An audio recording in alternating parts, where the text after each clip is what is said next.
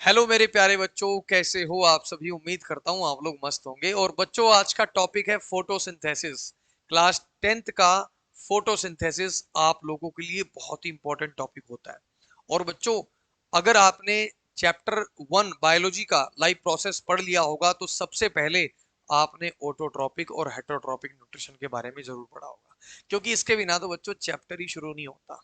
तो जब ऑटोट्रॉपिक पढ़ा होगा तो वहां पर आप लोगों को बताया गया होगा कि ऐसे ऑर्गेनिज्म जो अपना फूड अपने आप बना लेते हैं उनको हम लोग कहते हैं ऑटोट्रॉप्स। तो बच्चों, ऑटोट्रॉप का एक सबसे बेस्ट एग्जांपल जो है वो है ग्रीन प्लांट, क्योंकि ऐसे ऑर्गेनिज्म वही होते हैं जो अपना फूड अपने आप बना लेते हैं। और अपने आप कौन बनाता है बच्चों?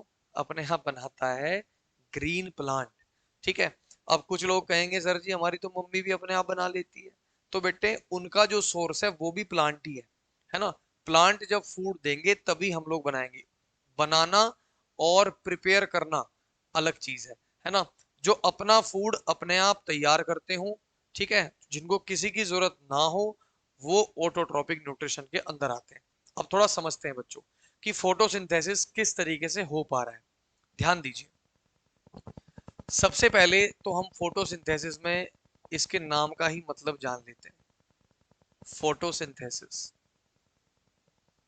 बेटा, जब फोटोसिंथेसिस पढ़ेंगे ना तो सबसे पहले इस फोटो का मतलब जानना बहुत जरूरी होगा, जिसका मतलब होता है लाइट। क्योंकि आपने सुना होगा कि लाइट के जो पार्टिकल्स हैं उन पार्टिकल्स को हम लोग फोटोन कहते हैं, जिनसे मिलकर के लाइट बनी हुई है। और वहीं से ये शब्द आया है फोटो का मतलब लाइट। और सिंथेसिस का मतलब होता है बच्चों टू प्रिपेयर, यानी कि प्रिपेयर करना। तो जब लाइट की हेल्प से फूड प्रिपेयर किया जाए उसको बोला जाता है फोटोसिंथेसिस, और ऐसा होता है प्लांट्स में।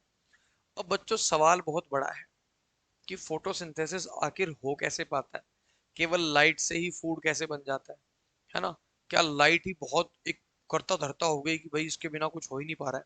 तो बेटा, एक छोटा सा एग्जांपल देके मैं आपको बता रहा हूँ। अगर आपको घर पे चाय बनानी हो ना, तो चाय बनाने के लिए आपको चीनी, पत्ती, दूध लेना पड़ेगा, है ना। लेकिन मेरे बेटा, चाय तब तक नहीं बनेगी जब तक उसको नीचे से हम हीट ना कर दें, है ना। तो यहाँ पे जो आपकी चाय बन रही है ना, उस चाय बनाने के लिए जो जिस हीट की जरूरत पड़ती है वो यहाँ लाइट है। इसको थोड़ा सा आप समझो। देखिए, जब भी फोटोसिंथेसिस होगा इसमें कुछ टर्म्स ऐसी होंगी जो बहुत इंपॉर्टेंट रूप से एक रोल प्ले करेंगी। जैसे सबसे पहले तो किसी प्लांट को एक लीफ चाहिए, ठीक है। दूसरे नंबर पे वो लीफ होनी चाहिए ग्रीन, यानी हरी होनी चाहिए, ठीक है। ये आपको बताऊंगा वो क्यों होती है, अभी रुको जरा 1-2 सेकंड। तीसरे नंबर पे CO2 का अमाउंट उसको चाहिए होता है। उस प्लांट में आप लोग पानी देते हो, है ना। क्लियर है? कोई दिक्कत तो नहीं है। और सफिशिएंट अमाउंट ऑफ लाइट, यानी सनलाइट उसके पास होनी चाहिए। अब ऐसा केवल किसके पास हो पाता है? ऐसा केवल किसके पास हो पाता है? केवल ग्रीन प्लांट की। ठीक है, ग्रीन प्लांट की। तो बच्चों, फोटोसिंथेसिस की जो प्रोसेस है वो किस में होगी? वो आपकी ग्रीन प्लांट में होगी। यानी ग्रीन प्लांट ही फूड प्रिपेयर कर सकते हैं। अब ये फूड प्रिपेयर कैसे करेंगे? इनके घर पे सिलेंडर, है ना, चाय की पत्ती, चीनी वगैरह कुछ है? अब हमें ये देखना पड़ेगा कि ये क्या चीज़ है। ठीक है। तो बच्चों, हम लोग अपनी नेक्स्ट स्लाइड पे चलेंगे और आपको बताएंगे कैसे होता है सब कुछ। ध्यान दीजिए। ये मेरे पास पेड़ है, ठीक है। ये मेरे पास पेड़ है। मैं हल्का सा इसको बना लेता हूँ ताकि आप लोग आसानी से समझ जाओ। और ये बच्चा लीफ है ना। ये आपको पता है कि इसके नीचे का रूट सिस्टम होता है। रूट सिस्टम होता है। और ये ऊपर वाला बच्चों शूट सिस्टम होता है। क्या होता है? Shoot system. अब जरा ध्यान दीजिए। हमारे इन्वायरमेंट से CO2 हमारी लीफ के अंदर जाएगी, ठीक है। CO2 enters into leaf. अब सवाल यह है लीफ के अंदर जाएगी कैसे? तो थोड़ा ध्यान दीजिए। हमारी लीफ के अंदर बहुत छोटे छोटे टाइनी पोर्स होते हैं, जिनको हम लोग स्टोमेटा बोलते हैं। क्या बोलते हैं? स्टोमेटा बोलते हैं। तो ये छोटे छोटे जो टाइनी टाइनी पोर्स है ना बेटा, ये आपकी लीफ के अंदर एक्सचेंज ऑफ गैसेस कराने का काम करते हैं। ठीक है, छोटे छोटे, हालांकि हमने बहुत बड़े बना दिए लेकिन बहुत छोटे छोटे होते हैं, इनको हम देख भी नहीं पाते। ठीक है, तो ये टाइनी पोर्स होते हैं बच्चों। जो टाइनी आपके पोर्स होते हैं, इनके थ्रू क्या होता है, एक्सचेंज ऑफ गैसेस। ठीक है, क्या होता है, एक्सचेंज ऑफ गैसेस। यानी कि अगर CO2 अंदर लेनी हो तो भी स्टोमेटा के थ्रू होगा, और अगर O2 छोड़नी हो तो भी स्टोमेटा के थ्रू ही होगा। क्लियर बच्चों? अब हम लोग क्या करते हैं, नीचे से यहां से हम लोग पानी देते हैं, यानी वाटर देते हैं। अब हमारे पास जो वाटर है यानी H2O, हम लोग इसकी जड़ में देते हैं। तो जैसे ही पानी जड़ में देते हैं तो यहाँ की इसकी जो रूट्स हैं उसको एब्जॉर्ब कर लेती हैं, है ना। जब एब्जॉर्ब करती हैं तो प्लांट के अंदर एक टिश्यू होता है बेटा, जाइलम टिश्यू। ठीक है, क्या होता है, जाइलम टिश्यू। वो जाइलम टिश्यू उस वाटर को एब्जॉर्ब करके हमारी लीफ में भेजता है। ठीक है, कहाँ भेजता है, लीफ में भेजता है।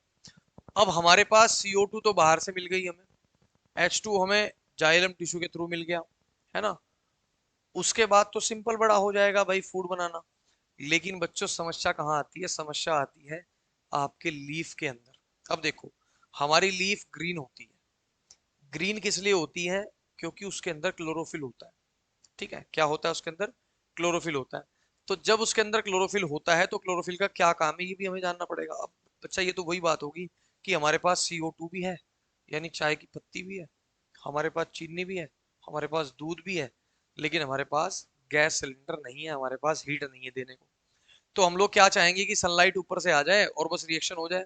लेकिन बेटा एक बात बताओ, अगर कोई आपको बुलाए ना, है ना, तो आप अपने आप थोड़ी चले जाओ किसी के यहाँ, है ना, बिना बुलाए मेहमान, नहीं ना।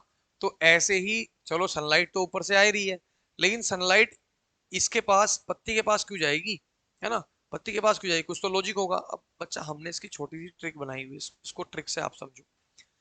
देखो, हमारे पास जो CO2 और H2O है, और हमारी लीफ के अंदर जो क्लोरोफिल है, वो एक बहुत ही अट्रैक्टिव ऑब्जेक्ट, उसको मान लो बहुत ही अट्रैक्टिव पिगमेंट है वो, जो सनलाइट को अपनी तरफ खींचता है।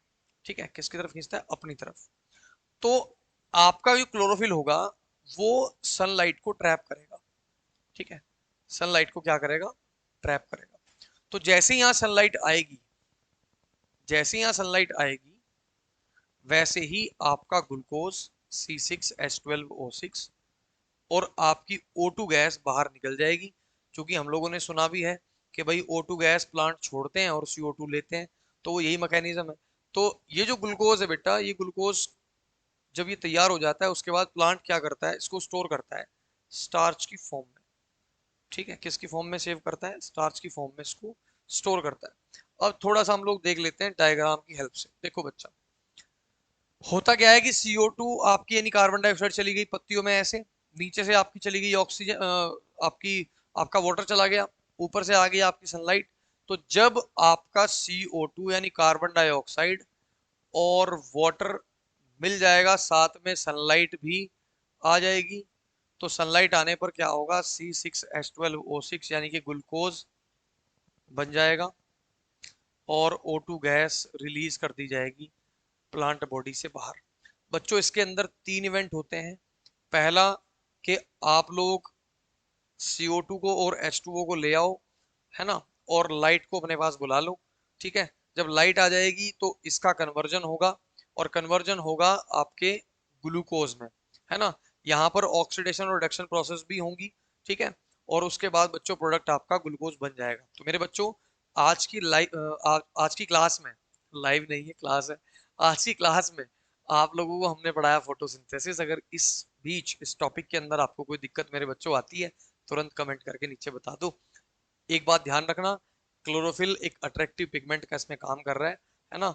और सूर्य की जो लाइटें हैं वो क्लोरोफिल को देख के ही उसके अंदर आती हैं, और जैसे ही क्लोरोफिल जैसे ही सनलाइट उसके अंदर आ जाती है, क्लोरोफिल अपना काम कंप्लीट कर देता है। तो सनलाइट को ट्रैप करने का काम क्लोरोफिल का है। तो मेरे बच्चों, ऐसी ही क्लास में फिर मिलते हैं।